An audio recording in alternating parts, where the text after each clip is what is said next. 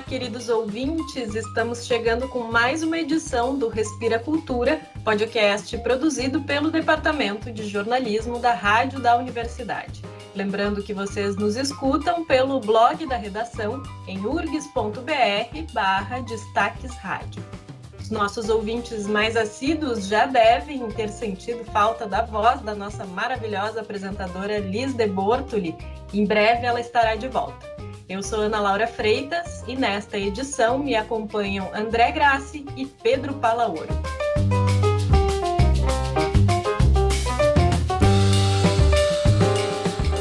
No programa de hoje, o lançamento digital do disco Chacareira Blues, de Alexandre Vieira, a programação da área infanto-juvenil da Feira do Livro de Porto Alegre e os 30 anos da Casa de Cultura Mário Quintana.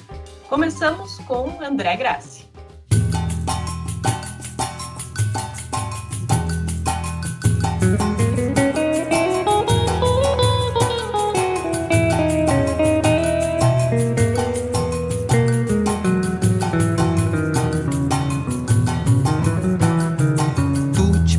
Gente, aqueles caras no balcão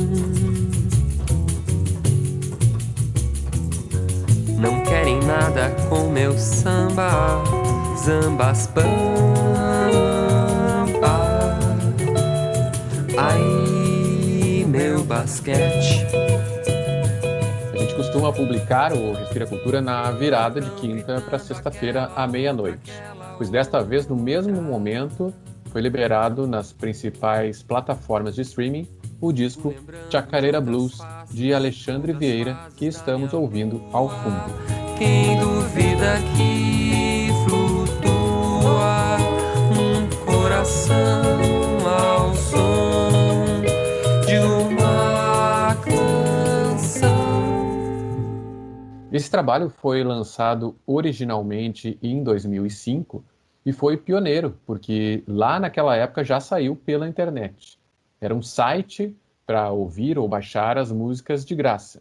Quem quisesse ainda podia baixar e imprimir a capa do disco e até os encartes com as cifras das canções. Eu tive a oportunidade de entrevistar o Alexandre naquele momento e me lembro que achei aquilo ao mesmo tempo incrível e meio inusitado, porque o mais comum ainda era comprar um CD. Aí o próprio músico me explicou o objetivo.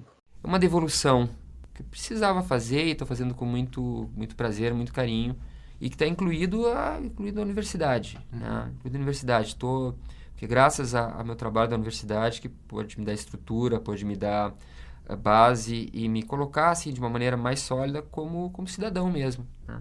E tem outras formas, outros tipos de retorno. O próprio fato de eu estar aqui conversando contigo nesse espaço super importante, né, que é a rádio da universidade, é um retorno maravilhoso, né, que não se mede por cifra, se mede de outras maneiras. Né. Chacareira Blues tem a participação de vários parceiros musicais de Alexandre Vieira, mas foi gravado e produzido por ele mesmo, com recursos caseiros da época. Agora, mais recentemente, em 2017, ele teve a experiência de gravar um outro disco em estúdio e surgiu a ideia de retrabalhar musicalmente e tecnicamente aquele álbum pioneiro. Infelizmente, o Alexandre faleceu precocemente em novembro do ano passado. Ele chegou a escutar os primeiros resultados já no hospital e comentou o que achava com o parceiro no projeto, o músico Pablo Lanzoni. O Pablo seguiu trabalhando com o material, que sai agora exatos 10 meses depois da morte do Alexandre. Este muito louco quase cai do avião. Boca no trombone, microfone, um rojão. Serve mais um mate, cheque ou mate o violão. Deixa de bobeira, meu rapaz, abusa da paz. Em 2005, Chacareira Blues era também um apanhado da obra de Alexandre Vieira até então. Uma espécie de apresentação daquele músico como compositor, já que ele era mais conhecido como baixista, professor e integrante de vários projetos coletivos, mas tinha um conjunto de composições próprias feitas ao longo de 20 anos de carreira. Leandro Maia, hoje professor na Universidade Federal de Pelotas, já era, na época, parceiro de bastante tempo. Ele participou do álbum original Chacareira Blues e chegou a conversar com Alexandre em 2019 sobre o trabalho de remasterização e reedição. Ele deu o início desse processo e, claro, aí na impossibilidade de continuar, passou o bastão para o grande amigo e fiel escudeiro que é o Pablo Lanzoni, né? E que, com o apoio do Lucas Kinoshita e da equipe nova, pôde valorizar. Então, o que eles fizeram? Eles valorizaram toda aquela participação e aquela energia de 15 anos atrás. Isso é muito legal. Nada se perdeu no disco, sabe? As coisas apareceram. Além da remixagem e remasterização, o trabalho incluiu 2 novas participações instrumentais, a do percussionista Mimo Ferreira e a do guitarrista Ângelo Primon. O Leandro Maia me contou sobre a experiência de escutar as composições que já eram significativas em 2005 e ganharam agora um brilho diferente. Ele lembrou, por exemplo, da canção Simples, gravada com o violão de Alexandre Vieira e a voz de Jorge Herman. Cara, e aí ele faz um arpejo, sabe, que transcende, sabe, ele parece que deixa essa música numa delicadeza e ao mesmo tempo numa sofisticação que na época a gente não tinha se dado conta, né? Talvez porque o violão tivesse com menos compressão aqui e ali, tivesse no meio do disco. Foi tão bom ouvir, porque se revelou ali o carinho, o trabalho que o Alexandre sempre teve com os arranjos e com as composições, né? Ele merecia ser ouvido.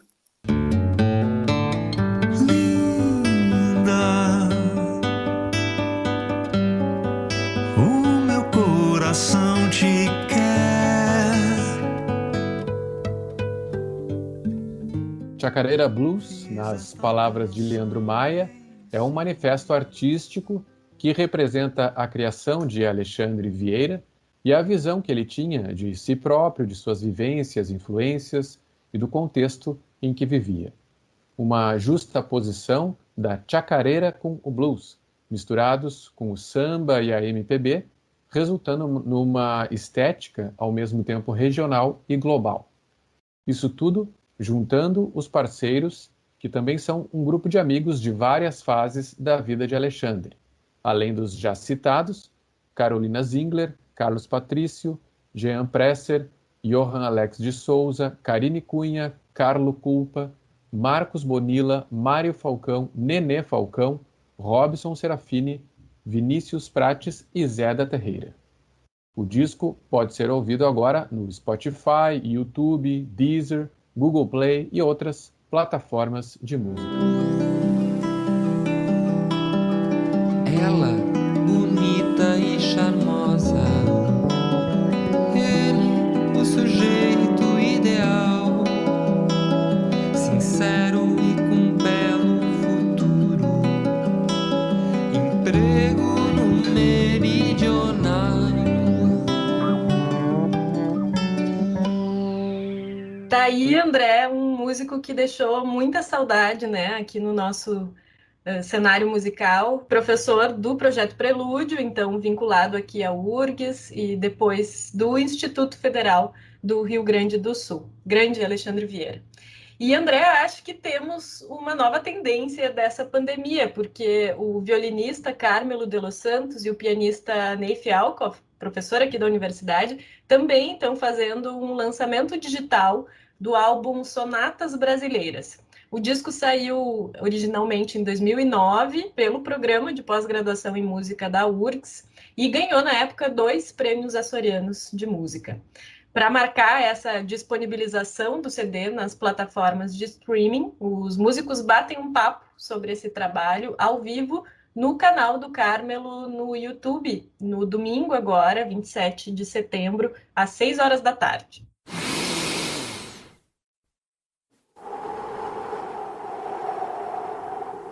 Respira Cultura. Olá, colegas e ouvintes. Falando em tendências, essa semana eu trago mais novidades da Feira do Livro de Porto Alegre. Esse evento que é o primeiro grande acontecimento cultural da cidade desde o início da pandemia e que será totalmente virtual. Eu falei com a coordenadora da programação infanto-juvenil do evento, a Sônia Zanqueta. Ela me contou que uma das grandes novidades da feira deste ano, que é a curadoria da programação, já é uma prática para a seção infanto-juvenil há vários anos. Na área infantil e juvenil, nós temos desde 2012 uma comissão curadora, porque a Câmara do Livro, além de promover a feira, está envolvida com outras iniciativas na área da leitura.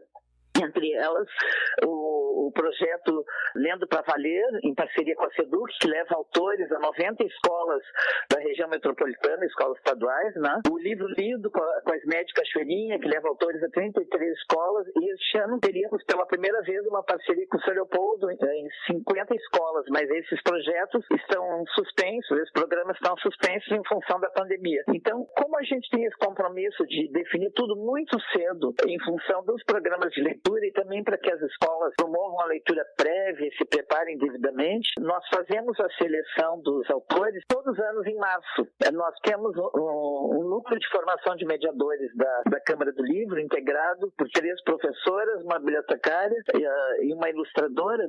Esse pessoal lê todas as obras que recebemos de autores que nunca participaram.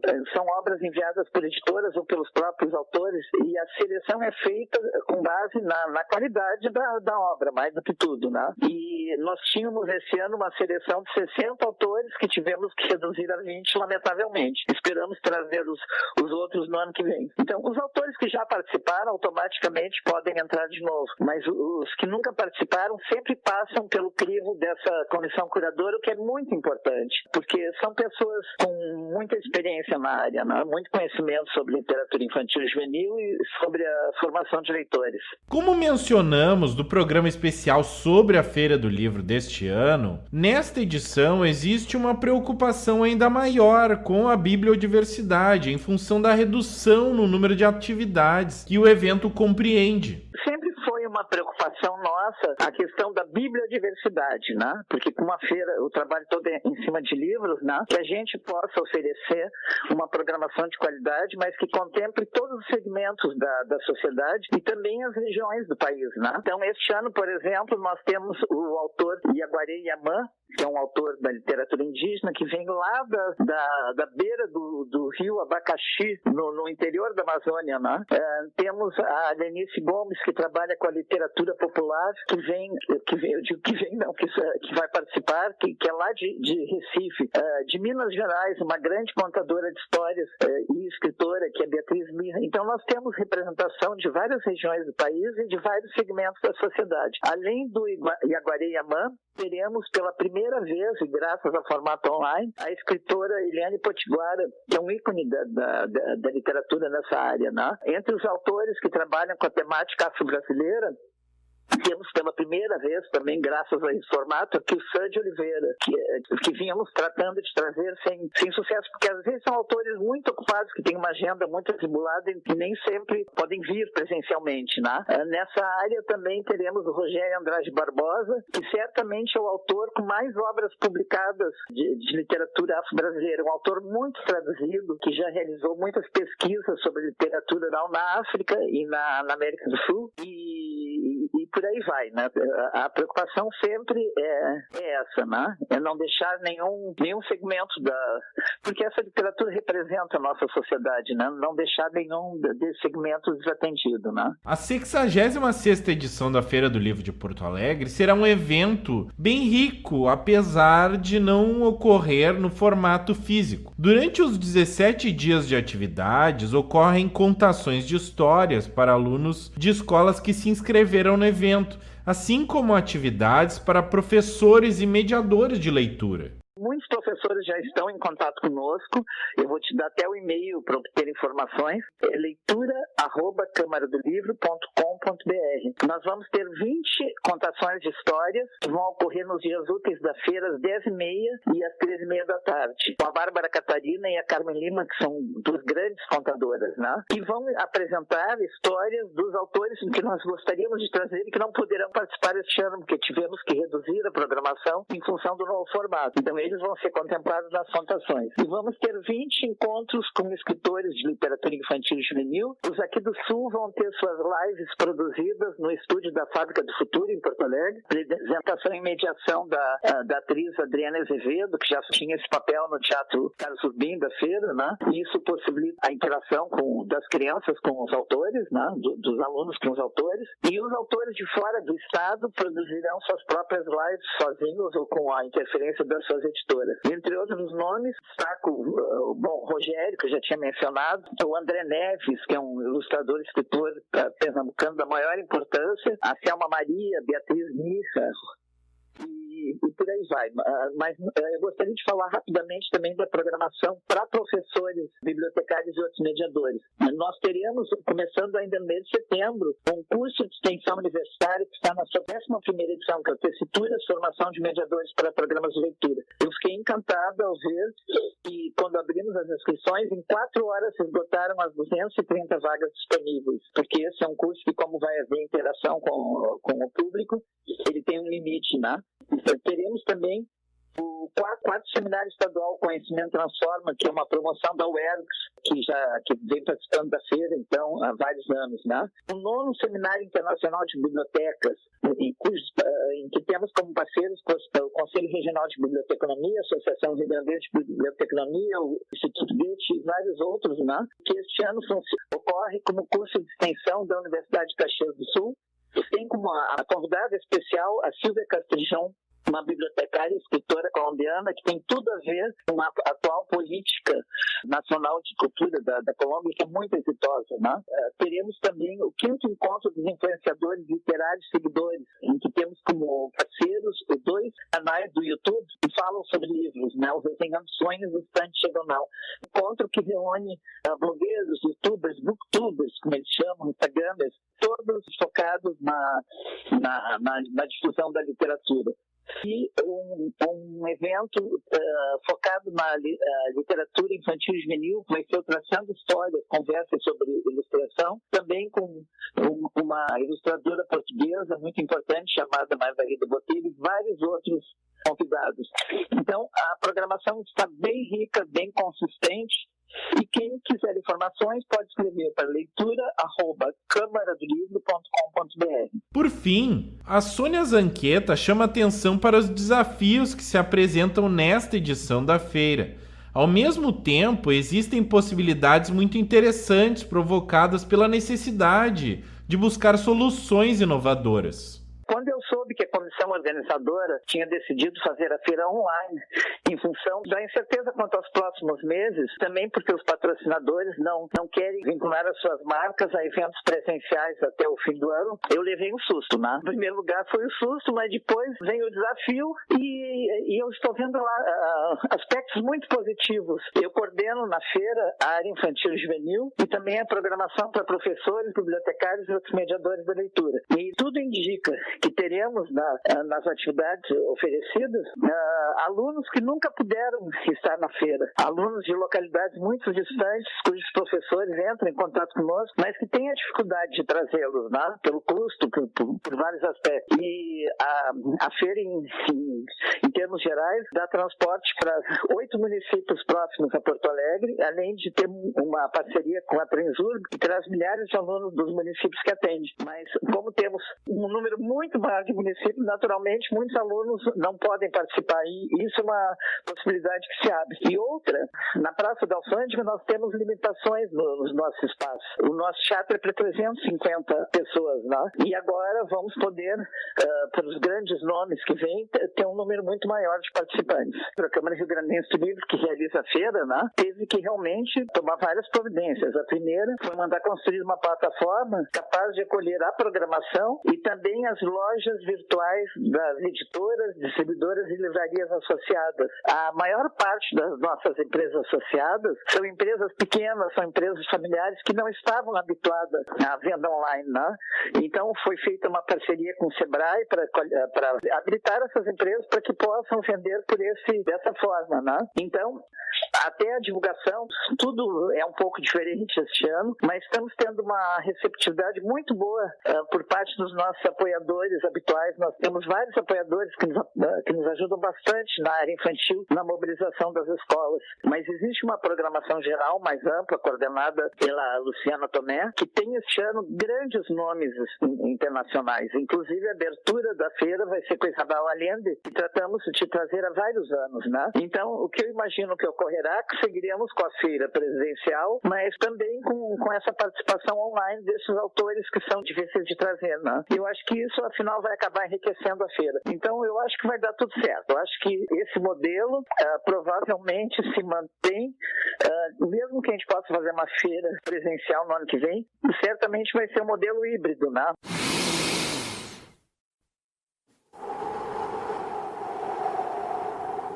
Respira Cultura.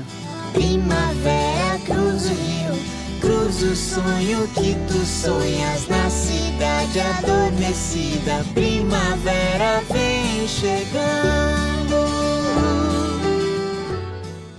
Aí um trechinho da Canção da Primavera, poema de Mário Quintana, musicado por Márcio de Camilo no CD Crianceiras.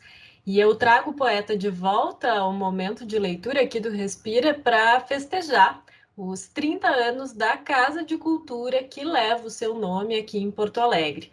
Um espaço público de cinema, música, artes visuais, dança, teatro e literatura aqui do Rio Grande do Sul. A Casa de Cultura Mário Quintana foi inaugurada em 25 de setembro de 1990, logo após a criação da Secretaria de Estado da Cultura. Ainda nos anos 80, o governo do estado tinha comprado o prédio do antigo Hotel Majestic, onde Quintana morou de 1968 a 1980. Quem já teve a oportunidade de visitar a casa certamente conheceu o quarto do poeta, uma reconstituição fiel com móveis e objetos pessoais do escritor.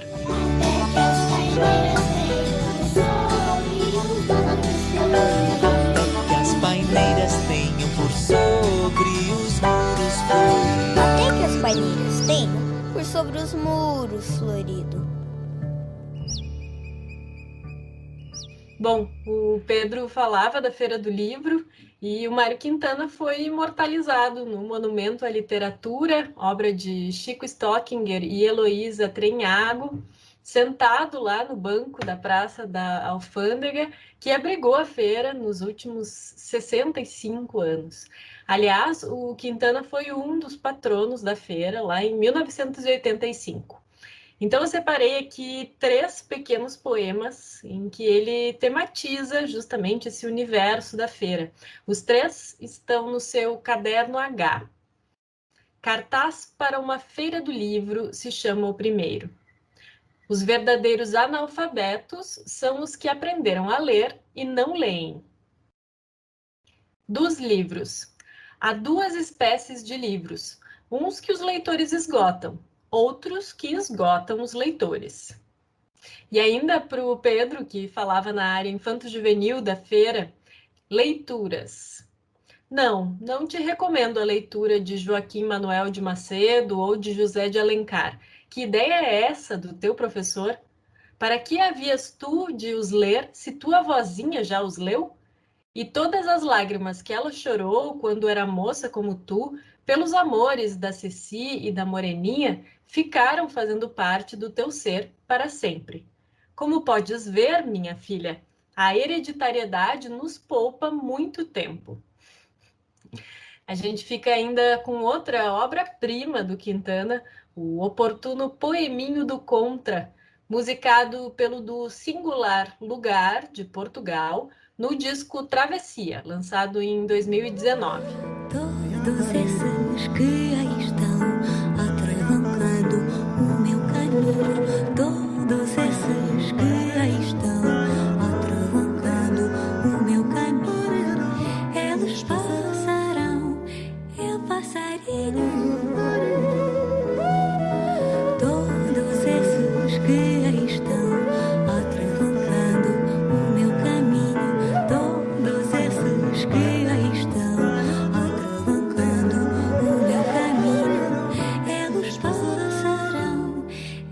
passarinho.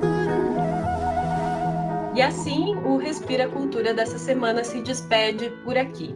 O programa de hoje teve participação dos jornalistas André Grassi e Pedro Palaoro, e a apresentação foi comigo, Ana Laura Freitas. O podcast é uma produção do Departamento de Jornalismo da Rádio da Universidade. Na trilha sonora de hoje, ouvimos trechos do álbum Chacareira Blues, de Alexandre Vieira, as faixas Aquela Outra e Normal, cantadas pelo próprio autor. Simples, na voz de Jorge Herman, e Blues Chacareira, com Leandro Maia no vocal. Não esquece de compartilhar o Respira Cultura nas redes sociais e de seguir a Rádio da Universidade para não perder nenhum conteúdo. A gente volta na próxima sexta-feira, pela manhã. Yeah.